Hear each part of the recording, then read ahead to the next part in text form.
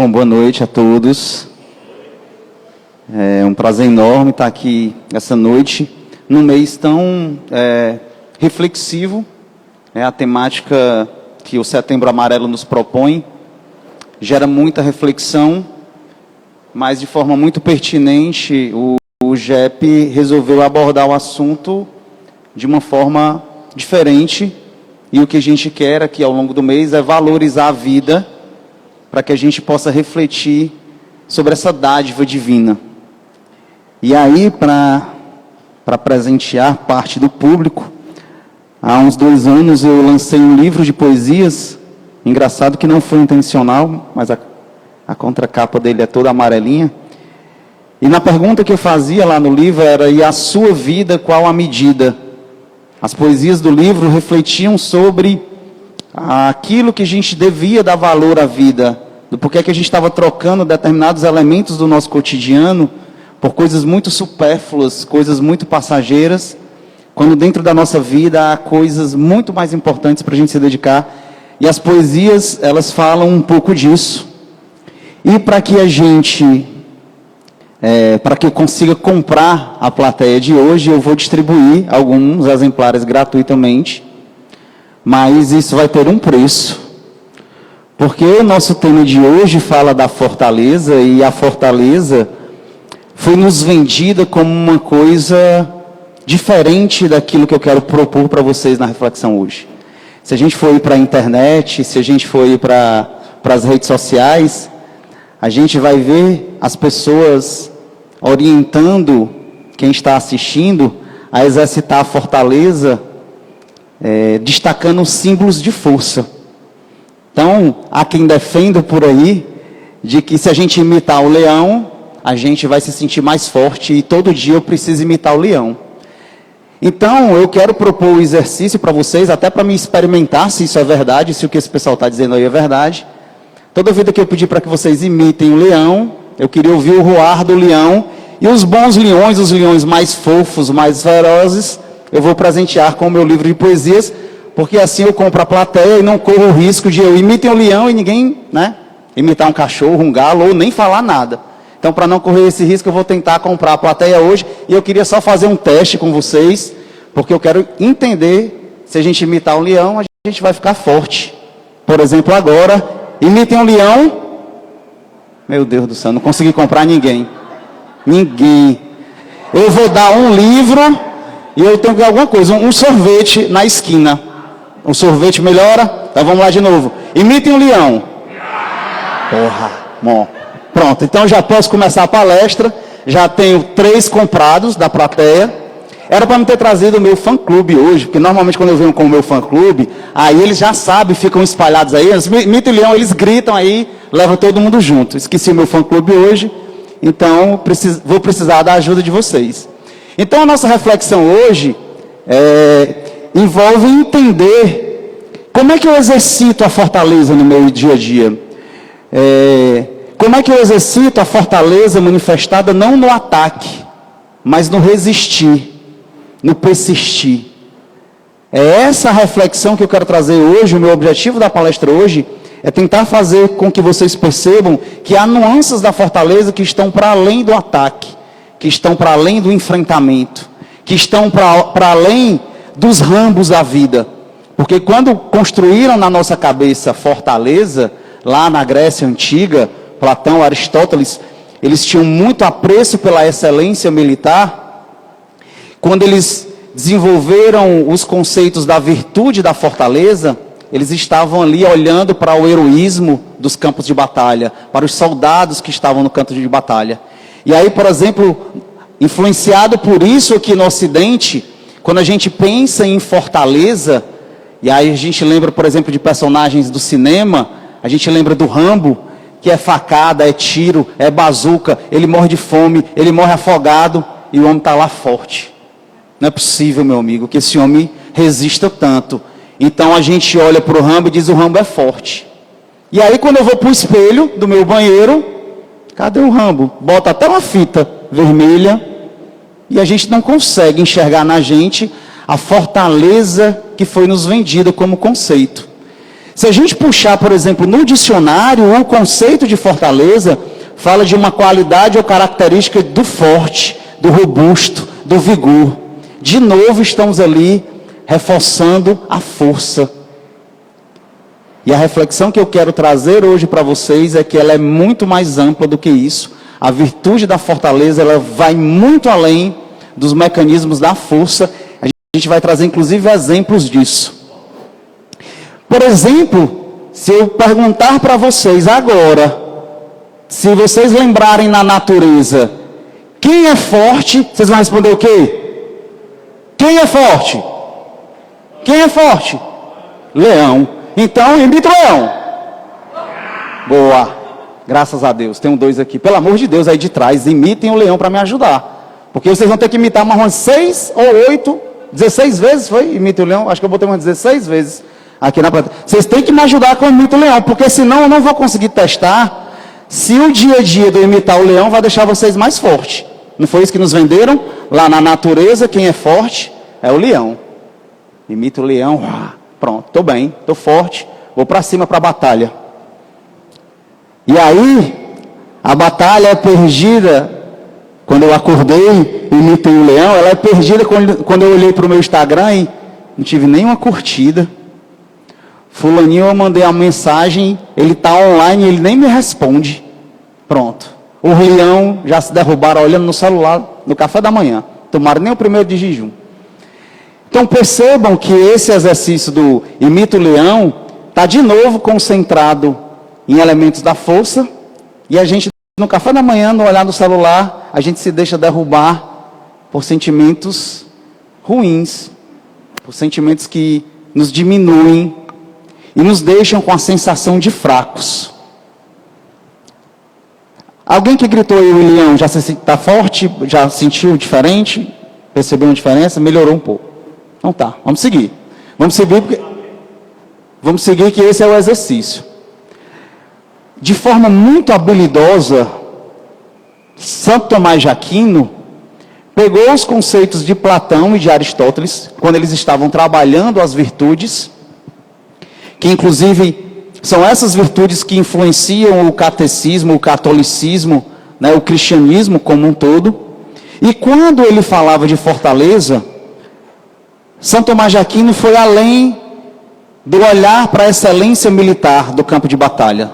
São Tomás de Aquino enxergou 4 aspectos da fortaleza que precisavam ser trabalhados por todos aqueles que queriam uma vida melhor, que queriam uma vida mais plena. E ele dividiu em 4 elementos. Em relação ao ato de enfrentar, e aqui está muito relacionado à força. O enfrentar está muito relacionado à força, porque eu só enfrento se eu acho que vou ganhar. Então, se nós vamos brigar de tapa, eu tenho que ser forte, né? Se nós vamos brigar no xadrez, se eu vou te enfrentar no xadrez, eu tenho que ser intelectualmente, eu tenho que acreditar mais no meu potencial intelectual, né, e na minha técnica para brigar no xadrez. Então aqui São Tomás de Aquino, ele não nega que o elemento força, que o elemento enfrentamento, e que muitas vezes o elemento ataque, ele é um exercício da virtude da fortaleza. Ele nos faz uma ressalva, de que a gente não pode ser imprudente no exercício desse enfrentamento. Porque aí quando a gente é imprudente, quando a gente bota uma dose a mais de audácia nesse enfrentamento, a gente perdeu uma característica fundamental das virtudes, que é a humildade. Isso é, acreditar que é algo maior do que aquilo que efetivamente a gente é. E aí é onde a gente precisa ter muito cuidado na dose desse enfrentamento. Mas outro aspecto que São Tomás de Aquino nos traz é a disposição segura para realizar ações grandiosas. Wesley, mas eu não consigo realizar ações grandiosas. Eu não consigo enxergar no meu cotidiano, no meu dia a dia, algo que me coloque numa situação onde eu preciso dispor de uma decisão que aquilo gere uma reação grandiosa.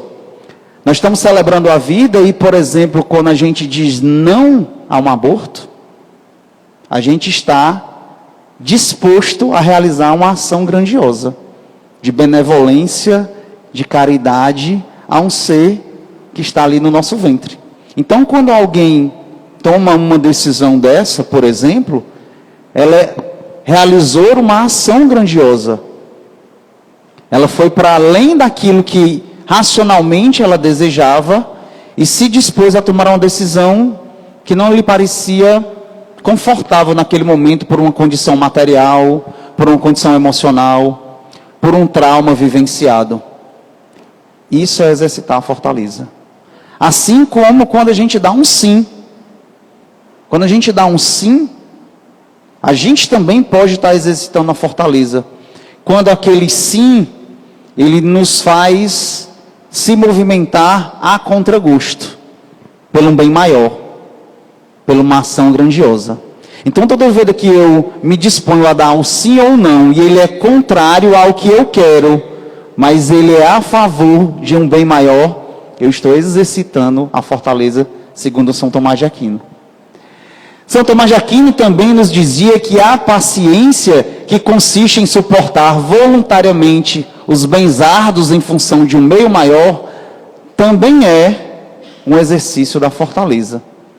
Por exemplo, alguém gosta muito de brigadeiro, muito mesmo, muito. Tem alguns ali. Passar um dia sem comer brigadeiro, tranquilo. Não comer brigadeiro nunca mais. Não é? Perceba a disposição de tomar essa decisão, de não consumir algo que pode me prejudicar. E a paciência, porque toda hora tu vai ser incitado a comer brigadeiro no teu dia a dia. Não é? Olha que exercício de fortaleza. Só que no caso do brigadeiro, não há um bem maior, pelo menos coletivo, há um bem individual. Mas eu vou tirar lá pela minha casa. Eu tenho uma pequena que tem as taxas de glicose alteradas e ela é apaixonada por brigadeiro. Por um bem maior, há um exercício interno, um acordo coletivo, e é um bem maior porque é a saúde de todos da família. A gente se disciplina e toma muito cuidado na hora do consumo do açúcar. Porque a restrição é dela e ela precisa se cuidar. Mas a decisão é nossa, por um bem maior coletivo. E ali a gente está exercitando a fortaleza ao resistir a algo que é muito prazeroso. O que eu estou propondo aqui, São Tomás de Aquino nos faz refletir, são coisas que a gente consegue vivenciar no nosso cotidiano. E a gente vibrar com cada vitória dessa cotidiana. Esse sim e esse não, essa paciência exercitada na pequena coisa. Porque quando eu passo a enxergar isso como um exercício da fortaleza, eu me olho no espelho e me descubro mais forte do que era ontem. E aí eu não estou enfrentando o fulano que é grande, eu não estou enfrentando o fulano que é poderoso e eu não tenho o poder econômico para enfrentá-lo. Mas eu estou nas micro-vitórias, nas pequenas vitórias, exercitando a fortaleza proposta por Tomás de Aquino. E por fim, a perseverança, que consiste numa permanência estável em manter a decisão, que talvez essa seja o grande desafio. Se a gente tomar uma decisão, é muito fácil a gente dar para trás dessa decisão. A gente é incitado o tempo todo a dar para trás dessa decisão. E o exercício de manter-se na nossa decisão, voltando ao que ele propõe, por uma causa maior, por um bem maior, é um exercício da fortaleza. Paciência, persistência, disposição segura para fazer algo grande e enfrentar, são exercícios da fortaleza, segundo Tomás de Aquino. Em resumo, o que ele diz para nós, diferente do que era refletido lá na Grécia Antiga, o que nós precisamos é manifestar a capacidade de enfrentar, de empreender, de assumir ideias, tarefas ou deveres difíceis e a capacidade de resistir e de aguentar. Se a nossa fortaleza está sendo treinada em algum desses elementos, no enfrentamento, no empreender, alguém aqui é empresário, empreendedor? Levanta a mão. Aqui tem 1, 2.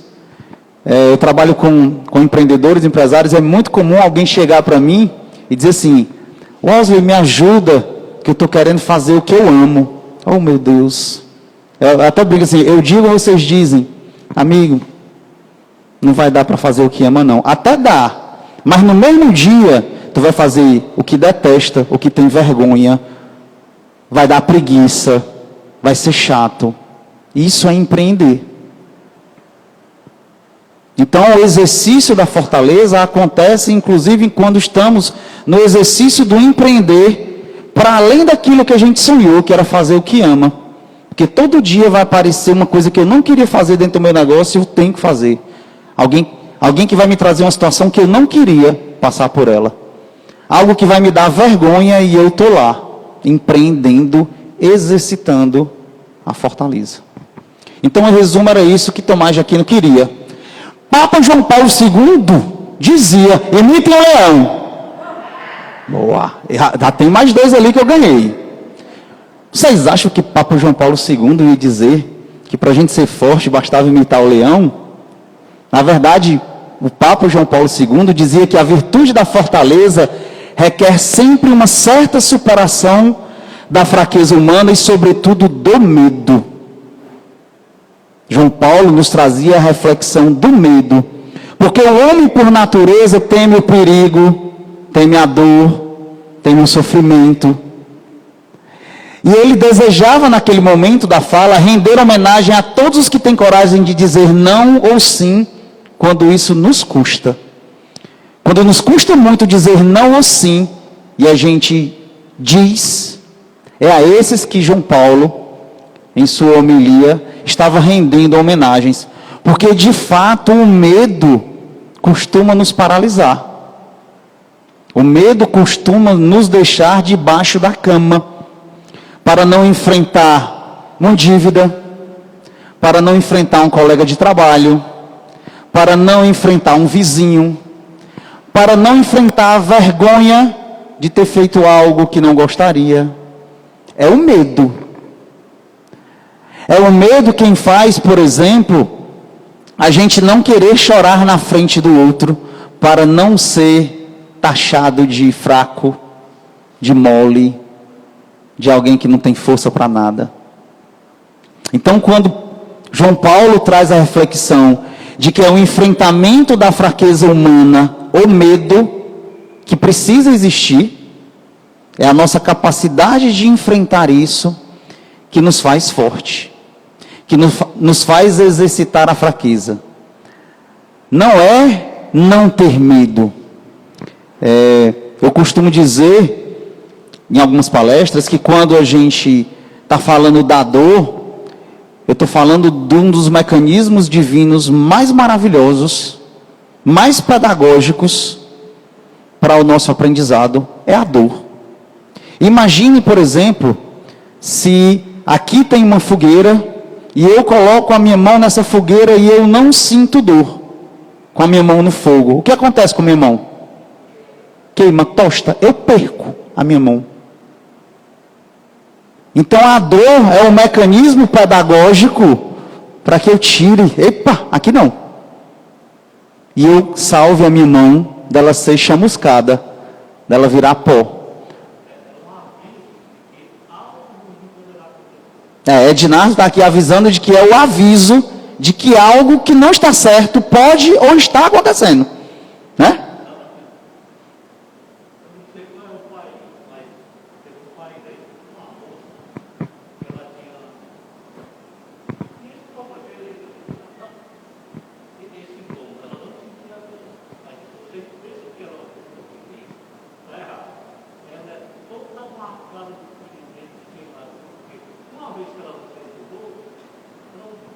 Sim.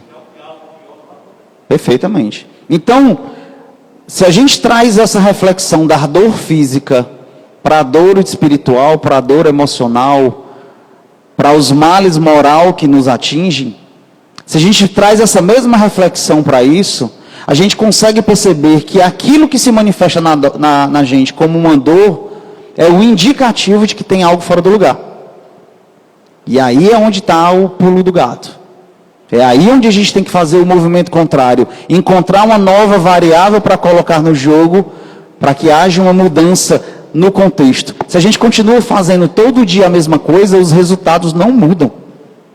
As mesmas coisas vão continuar acontecendo. O que é que a gente faz? A gente muda algumas peças do jogo, algumas variáveis do jogo, para que a gente possa lidar melhor com a dor que naquele momento se manifesta. Por exemplo, Chico Xavier, ouvi muitas vezes. Chico Xavier dizia, não, imita o leão. Dizia. Vocês não ouviram não Chico Xavier dizer isso, muitas vezes? Chico Xavier dizia o seguinte, lembre-se sempre, na tristeza ou na felicidade, que isso também passa. Chico Xavier não mandava a gente imitar um leão, como exercício da fortaleza. Chico Xavier nos mandava ser pacientes e persistentes diante da dificuldade. Porque não importa se você está vivenciando agora uma situação triste ou uma situação alegre, isso vai passar, porque é próprio desse planeta. A nossa felicidade aqui, ela é relativa. Ela é relativa, deixa eu ver se eu tenho aqui. Ela é relativa na medida em que nós estamos num planeta de provas e expiações. Ela é relativa na medida que as angústias, que os sofrimentos, que as dores, que as dificuldades mudam o nosso padrão vibratório, nos colocam em sintonia com sentimentos de tristeza. É natural, próprio da nossa imperfeição, de que a gente oscile. O que é que acontece com quem não exercita a fortaleza? A partir da reflexão de Chico Xavier, na oscilação se permite ficar numa vibração muito baixa. Vira um gatinho. A gente imita o leão, e aí acha que já está forte, vem a pancada, gatinho debaixo da cama. Miau! Imita os gatos, tudo debaixo da cama. Não pode vir uma dor. Não pode ter um sofrimento, todo mundo acuado. Porque a gente não entendeu a relatividade do que a gente vivencia ainda imperfeitos, tanto no que diz respeito à tristeza como à felicidade. Então, quando Chico nos faz a reflexão sobre isso, o que ele quer é que a gente persista. Mesmo quando a gente estiver muito feliz, não se iluda, não se apegue a essa felicidade, não se agarre a ela, porque isso vai passar. E quando a gente se apega a ela, a gente vira gatinho. Miau! Aí debaixo da cama. Porque a gente estava apegado a algo que é volátil dentro do planeta em que a gente vive. Então, você não precisa ser forte o tempo todo, mas precisa se lembrar que o exercício da fortaleza está ao alcance de todos e está ao alcance em dois lugares. No simples e dentro de si mesmo. O exercício da fortaleza, o enfrentamento, a paciência, a persistência proposta por São Tomás de Aquino, ela está no simples. É tanto que eu criei situações aqui do chocolate, do meu contexto familiar. E ela está dentro de si mesma, de uma decisão pessoal, na busca daquilo que me incomoda, daquilo que me machuca, daquilo que me faz melhor. Por que uma relação que não me faz bem, eu insisto em estar nela? Olha para dentro de si. Por que está aqui? E seja qual ela for, uma relação de casamento, de amizade, de trabalho. Por que eu estou ali agarrado àquela relação, àquele apego? É porque a gente não olhou para dentro de si mesmo. Tu não está se escutando. E tu está apegado a algo que não devia. Porque a gente precisa deixar passar. A tristeza e a alegria, elas vão passar. É nossa. Lembrem disso. Chico Xavier é muito sábio nessas palavras. E aí eu trago 3 inspirações. Eu ia buscar inspirações de pessoas comuns, conhecidas, mas eu disse, rapaz, sabe de uma coisa? Eu vou fazer uma pesquisa e buscar pessoas que talvez não estejam no radar de quem vai estar me ouvindo lá hoje. Uma dessas pessoas é Helen Keller. Alguém já ouviu falar? Helen Keller? Já ouviu falar? Helen Keller, maravilhoso. Helen Keller é uma americana que com poucos meses de idade descobriu uma surda-cegueira. Como era final do século XIX, é muito provável que tenha sido causada por uma meningite. Mas a Helen Keller, ela nasceu com a surdo-cegueira, o que é muito raro. Alguém que não escuta e não enxerga, apenas fala. Mas como é que a gente aprende a falar sem escutar? E sem enxergar, para complicar. E aí a história de Helen Keller é muito maravilhosa, porque ela se tornou a primeira pessoa no mundo a se tornar bacharel. Ela virou uma ativista social, escreveu muitos livros, deu palestra em muitos países, foi finalista de Nobel da Paz. A história dela é fantástica, mas eu não queria me prender à história dela, depois vocês pesquisem na internet. A história que me interessou, quando eu li a biografia dela, era a história dos pais que não desistiram, que persistiram, para que ela tivesse o aprendizado necessário, para que ela pudesse ler, escrever, ficar independente, se formar e virar uma das maiores conferencistas do final do século XIX. Foram os pais que tomaram a decisão de não se acomodarem com aquela criança que, com meses de idade, demonstrou dificuldade em se comunicar. Porque quando a gente lê a biografia, parece que a Helen Keller é o nosso Rambo. Menino, que mulher fantástica que superou tudo isso.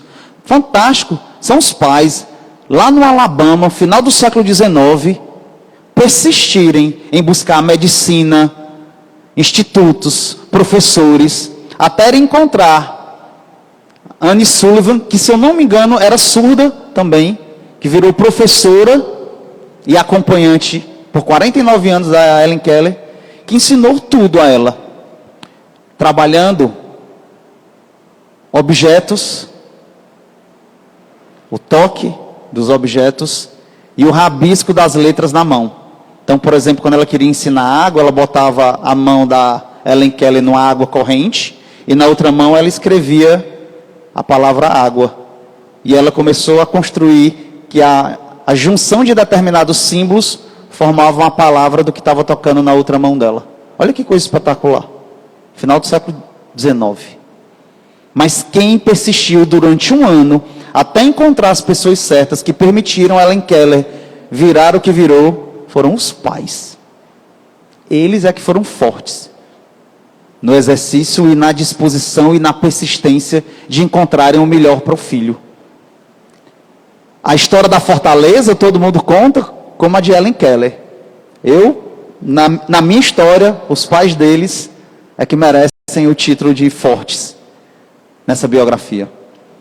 O outro é São João da Cruz, eu trago esse caso porque ele é São João da Cruz é um santo pouco conhecido lá do catolicismo, mas é muito emblemático a história dele, porque esse cara foi preso, era açoitado diariamente, comia migalhas de pão e água apenas. Ele ficou preso num cubículo 2x2, sem iluminação. A única iluminação que tinha vinha de um quarto lateral, que passava por uma fresta na parede dele e fazia um raiozinho de sol passar dentro do cubículo dele. Mas o mais impressionante é que ele foi preso por colegas da igreja. Ele é um dos fundadores, junto com Teresa d'Ávila, da Ordem dos Carmelitas Descalços. Existia a Ordem dos Carmelitas, houve uma reforma da Ordem, em 1432, e Teresa d'Ávila não gostava da forma como foi mudado as regras de convivência no convento. Ela achava que as novas regras os distanciavam de Deus. Ela encontrou em João alguém muito interessado em voltar às origens da ordem carmelita, e um dos aspectos era as vestimentas mais simples e o andar descalço, por isso a ordem dos carmelitas descalços. Só que eles foram perseguidos dentro da própria igreja, por quererem voltar às origens da humildade, da simplicidade, da oração, da contemplação, do jejum. E quem não concordava com eles passou a perseguir, até que João foi preso. E naquela cena que eu descrevi agora há pouco, ele ficou por 9 meses. A única coisa que ele conseguia era ler o breviário dele, que é a liturgia das horas, né, onde estão as orações que diariamente eles precisavam fazer, porque era a única coisa que ele tinha na mão. E um dos carcereiros emprestou para ele papel e lápis, e lá ele escreveu um dos maiores livros místicos da literatura espanhola.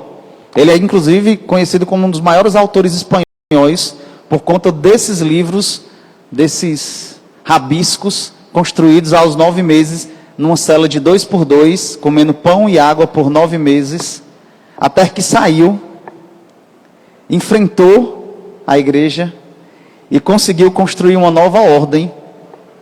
Continuou existindo a ordem dos carmelitos e ele fundou com Teresa d'Ávila a ordem dos carmelitos descalços, voltando às origens, porque ele foi paciente, persistente. Ele não foi para o enfrentamento, ele soube dizer não, porque ele podia ter voltado atrás da decisão e estava tudo bem. Mas o bem, aquilo que ele desejava era uma causa maior.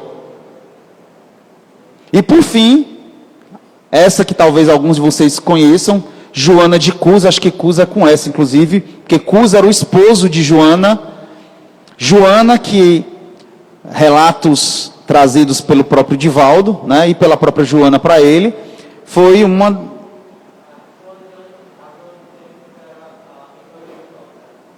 Joana de Ângeles, mentora do Divaldo. Uma das encarnações dela foi Joana de Cusa, Joana, esposa de Cusa, ali nos tempos de Cristo. Ele era, o esposo dela, Cusa, era do alto escalão, né, de Herodes. Ela era uma mulher muito rica. Eu não sou muito estudioso de Joana de Ângeles, minha esposa que é aqui muito estudiosa, tu me ajuda aqui se eu perder alguma coisa. O que é que aconteceu? Ela era muito rica, vários criados, ele tinha um alto posto lá com Herodes, e ela começou a chegar a ela a palavra de Cristo. Herodes era um cara muito grosseiro, muito rude, muito duro. Ela tinha um casamento muito difícil com Herodes, não, Cusa. Era muito difícil. E ela ouviu as palavras de Cristo, ela pensou em largar tudo para seguir Jesus. E ela foi ao encontro de Jesus, dizendo da dor e da aflição dela e da vontade dela de seguir em seu propósito. E Jesus disse que não, que ela tinha ainda um propósito a cumprir no lar, com o esposo, com a família. E assim ela fez, ela obedeceu à orientação de Cristo e voltou por lá. Cusa adoeceu, veio a falecer e eles caíram na miséria. No caso, ela com os filhos caíram na miséria, né? Então ela precisou trabalhar, e como ela já não tinha mais o marido, as palavras de Cristo ainda ecoavam no ouvido dela, ela resolveu se tornar uma propagadora do Evangelho, alguém que levava a mensagem de Jesus para outras pessoas.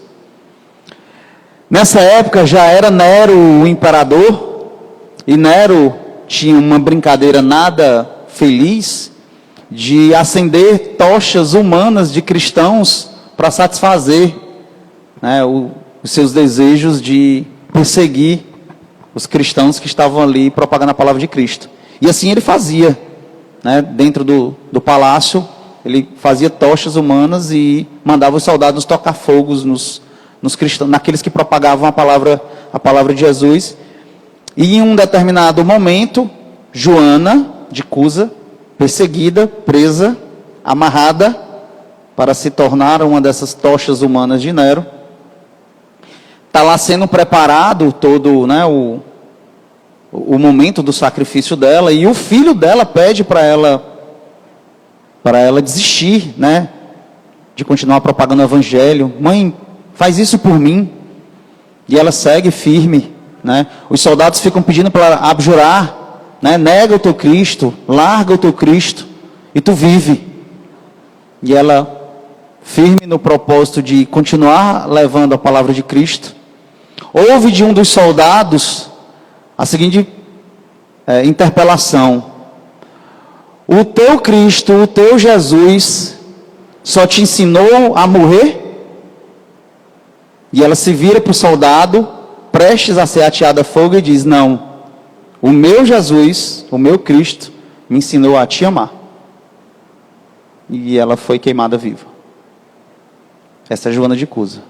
Tem nada de força, bem pequenininha, magrinha, franzininha, paciência, persistência, disposição em tomar decisões em uma causa maior.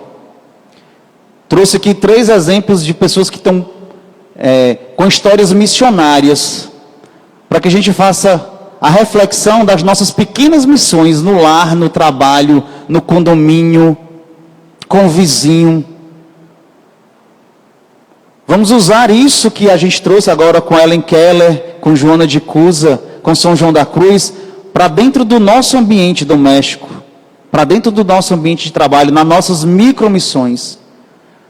Porque essas pessoas a gente olha com admiração pela coragem, pela força, e não era física, era a capacidade de resistir e de aguentar.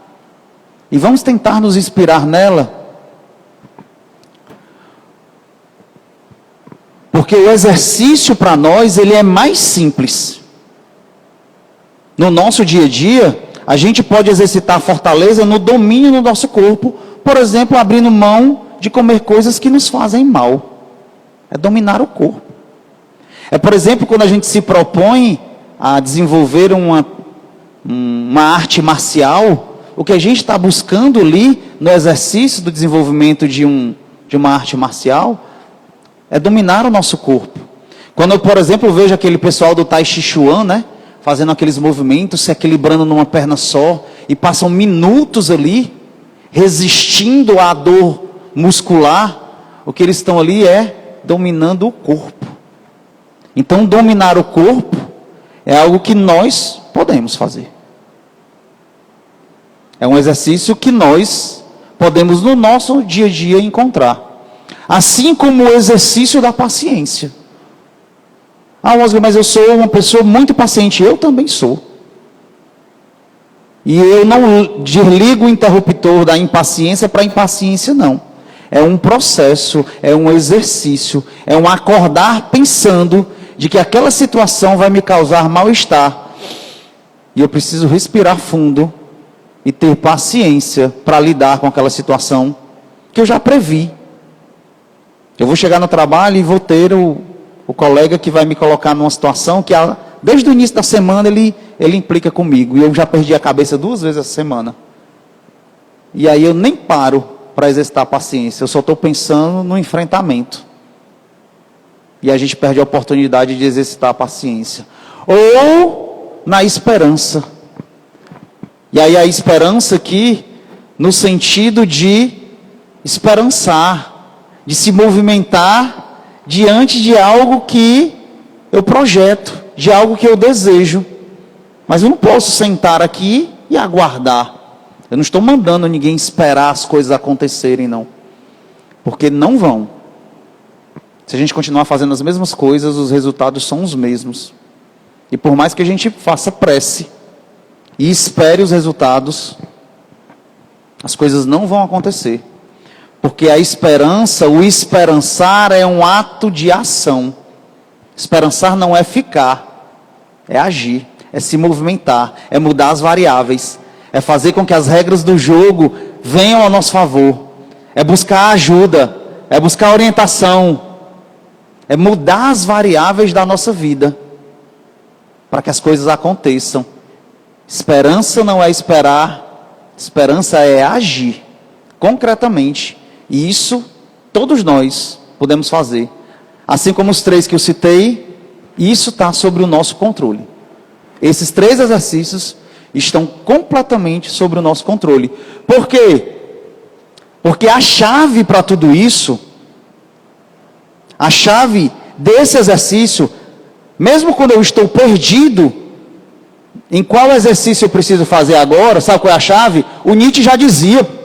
Vocês leram Nietzsche? Imita o leão. O Ravi, outro leão aqui bom.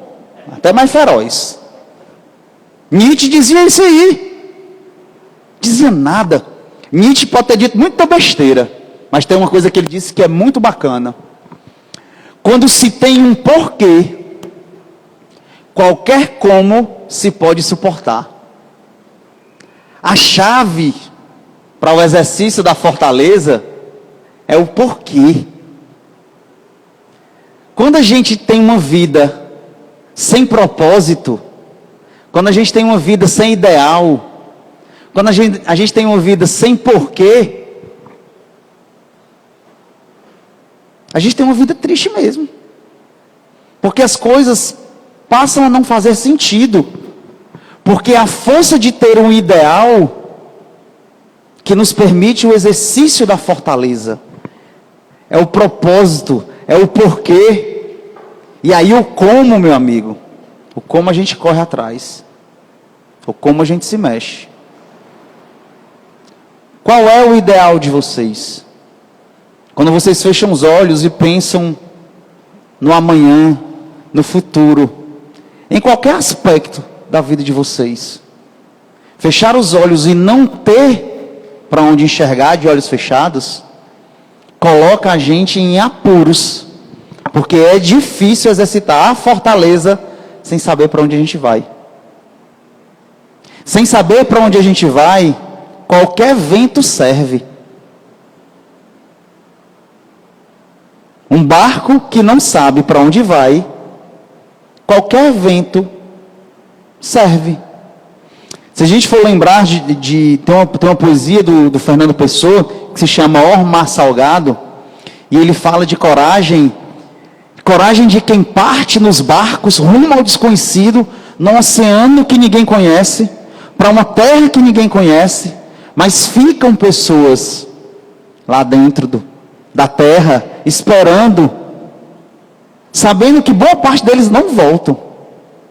Porque quem partia naquelas navegações portuguesas, Fernando Pessoa, um poeta português, ele sabia claramente, as pessoas que ficavam em terra, de que não voltariam. E ele dizia assim: ó mar salgado, quanto do teu sal são lágrimas de Portugal.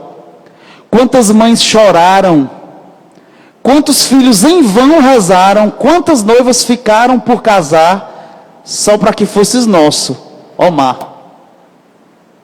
Valeu a pena? Tudo vale a pena se a alma não é pequena. Ele está falando de ter alma grande, magnânima. Quem quer passar além do bojador, que era aquela curva ali na África, tem que passar além da dor. Deus ao mar o perigo e o abismo deu, mas foi nele, no mar, que ele espelhou o céu. Olha que lindo.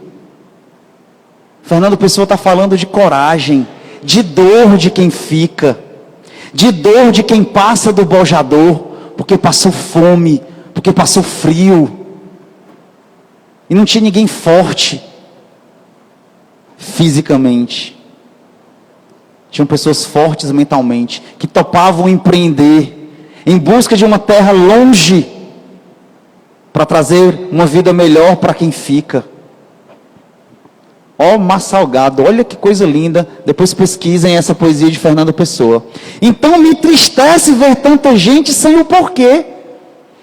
Porque quando a gente fecha os olhos e não enxerga onde eu quero estar, em qualquer âmbito da vida, a gente perde a oportunidade de exercitar o como. E o exercitar o como é exercitar a fortaleza. E aí, Wesley, mas o Wesley não tem inspiração para escolher um ideal. Cara, eu não sei, eu penso aqui no trabalho, eu penso aqui na minha família, mas me falta inspiração, eu não consigo ir mais longe do que isso, está me faltando imaginação. Pois então agora ficou fácil. Vou dar a receita do bolo para quem quer um ideal, para quem quer fechar os olhos e se enxergar lá na frente. Imita o quê? Não, imita Jesus. Que leão o quê, pelo amor de Deus? A hora agora é de imitar Jesus. Porque se eu tivesse imitando o leão, na primeira pancada é gatinho. Nhau! Escondido lá na cama. Mas quando a gente imita Jesus, e eu não estou pedindo para ser Jesus, eu não estou dizendo que vocês vão ser Jesus. Ser Jesus faz parte de um longínquo processo de evolução, de aprendizado, de superação. É imitação mesmo. E a imitação às vezes é tosca. Quando um comediante está imitando alguém, é igual ao outro? Não. É até tosco. Ele faz uma coisinha ou outra para poder ficar parecido, para poder, ao olhar para ele, me lembrar do outro. Pois é isso que eu quero. É que vocês imitem Jesus, para ao olhar para vocês, no lar, no trabalho, no vizinho, na casa espírita, vocês sejam faíscas, rascunhos de Jesus, porque a gente entendeu que se eu colocar Ele como ideal, como minha projeção do que eu quero ser amanhã, mesmo que tosca essa imitação, o outro ao olhar para mim lembrará dele, porque esse é o propósito de quem imita, esse é o propósito do imitador. Aí eu mando vocês imitarem leão, aqueles leão murcho, temos que nem imitar leão, os leão tudo rouco e mudo, mas o Jesus não dá para ter vergonha de imitar não, porque quem vai olhar para mim e vai debochar, e vai dizer que eu não presto, e vai dizer que isso é bobo, ótimo, pois que diga, pelo menos eu chamei a atenção. No leão, a gente nem tem defesa, porque no outro dia a gente amanheceu, foi fraco mesmo, imitar leão não serviu, foi para nada. Não imitem não, viu? Funciona não. Quem está imitando leão todo dia para poder ser forte, não imitem não. Agora, aqui o exercício vale a pena. Aqui o exercício vale a pena. Porque lá em Coríntios, Paulo nos trazia uma reflexão que é muito interessante. Ele dizia: minha graça é suficiente a você, pois o meu poder se aperfeiçoa na fraqueza. Portanto, eu me gloriarei ainda mais alegremente em minhas fraquezas, para que o poder de Cristo repouse em mim. Por isso, por amor de Cristo, regozijo-me nas fraquezas, nos insultos, nas necessidades, nas perseguições, nas angústias, pois quando sou fraco é que sou forte. É quando a gente arreia, é quando a gente cai, que a gente tem a oportunidade de exercitar. Quando está tudo aqui, ó, em banho-maria, no morninho, a gente esquece do exercício. É quando a gente é fraco. Lembra que eu falei que hora vai ser triste, hora vai ser alegre? É quando a gente é triste, que a gente tem a oportunidade de fortalecer, de se fortalecer e de, no exercício da fortaleza, nos tornarmos pessoas melhores. Porque numa placa de caminhão, tu vai ver isso aí, ó. A vida é dura para quem é mole. Pode passar nas estradas aí, rapaz, a vida só é dura para quem é mole. Como se a moleza não fosse algo de que qualquer um de nós não estivesse suscetível. A tristeza. Tá bom. A vida é dura, sabe para quem? A vida é dura para esse rapaz aí, dentro da piscina. Aí a vida é dura. Não é para você não. A vida é dura para esse rapaz que está aí, brincando de... Como é o nome dessa brincadeira que você bota? Briga de galo. Vai brigar de galo com esse rapaz no teu ombro, para tu ver. A vida é dura para quem não encontrou um ideal. Aí a vida é dura. Se eu não fecho os meus olhos e enxergo o que eu quero ser amanhã, para onde eu vou amanhã, aquilo que eu preciso fazer amanhã, aí sim. Aí a vida vai ser dura. Não tem nada a ver com estar triste, estar mole, fraquejar em algum momento. Mas vai ficar pesado, muito, se a gente não encontrar um ideal. E é por isso que a gente tem que amar, porque o amor é forte como a morte. Suas chamas são chamas de fogo, labaredas divinas, águas torrenciais, não puderam extinguir o amor, está lá em Cântico dos Cânticos, nos louvores que desde o Antigo Testamento, a humanidade está acostumada a cantar, a louvar e a não imitar aquele que é o símbolo maior do amor. Na questão 893, Kardec, de forma muito habilidosa, Kardec era um cara sensacional, ele era inteligente demais, até para perguntar. Ele era um cara acima da média, e ele pergunta: qual a mais meritória de todas as virtudes? E os espíritos respondem que todas as virtudes têm seu mérito, porque todas são sinais de progresso no caminho do bem. A virtude sempre que há resistência voluntária ao arrastamento dos maus pendores.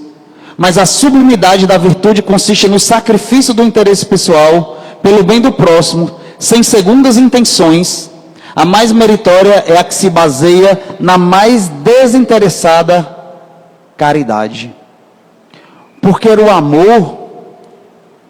amor nada mais é do que caridade. A caridade, na verdade, é o amor em ação. Quando eu coloco o amor em ação, aquilo que eu estou fazendo no meu ato é caridade, seja ela material, seja ela moral. É esse movimento do desinteresse meu em prol do outro, nesse exercício do amor que se movimenta, é que eu tenho a mais meritória das virtudes, e é nela que eu posso encontrar o meu ideal, para ao fechar os olhos, ter um porquê, e ao abrir os olhos, executar o como, para que a fortaleza esteja dentro de nós. Das 3 virtudes, a fé, a esperança e a caridade permanecem, porém a maior delas é a caridade. Porque Joana de Ângeles dizia para Divaldo, repetidamente, quando ele se sentia só, angustiado em sua missão, em sua mediunidade ostensiva, de que quem é solidário, de que quem é caridoso, jamais será solitário. Não há solidão, quando no exercício da fortaleza eu encontro o meu ideal na caridade. Porque o amor ainda é muito abstrato para a gente não sabe bem entender isso, mas a caridade a gente sabe, a caridade a gente pode exercitar, e ao exercitar, o que a gente está entregando para o outro é amor. E no meu livro, que eu trouxe hoje para presentear os melhores leões de hoje, e também, quem tiver interesse nele, eu deixei alguns exemplares na livraria, e toda a venda dele vai ser revertida para a própria casa. Eu tenho uma poesia, que eu falo inclusive desse tema, em que a gente está vivenciando no setembro, e no final da poesia eu faço a reflexão sobre o ser solidário, nunca ser solitário, porque quando a gente olha para o outro, a nossa dor e a nossa angústia fica menor. Quando a gente enxerga a dor no outro, o sofrimento no outro, a nossa fica menor. E eu fecho a minha palestra hoje com essa poesia, que está na página 29 do livro, que diz: ante o suicídio, se fruto de uma grande queda, surgir em sua cabeça uma má ideia, saiba você que não é só matéria, há um trilho divino na grande vereda. Tirar a própria vida não é a saída. Se isso veio em sua mente, acorde, reflita e pense. São ações de espírito em recaída. Fortaleça sua fé no Cristo. Olhe em sua volta, eu insisto. Há um mundo de belezas e possibilidades. Amigo, busque a reforma interior. Confie na providência superior. E ajude um irmão em dificuldades. Obrigado, boa noite.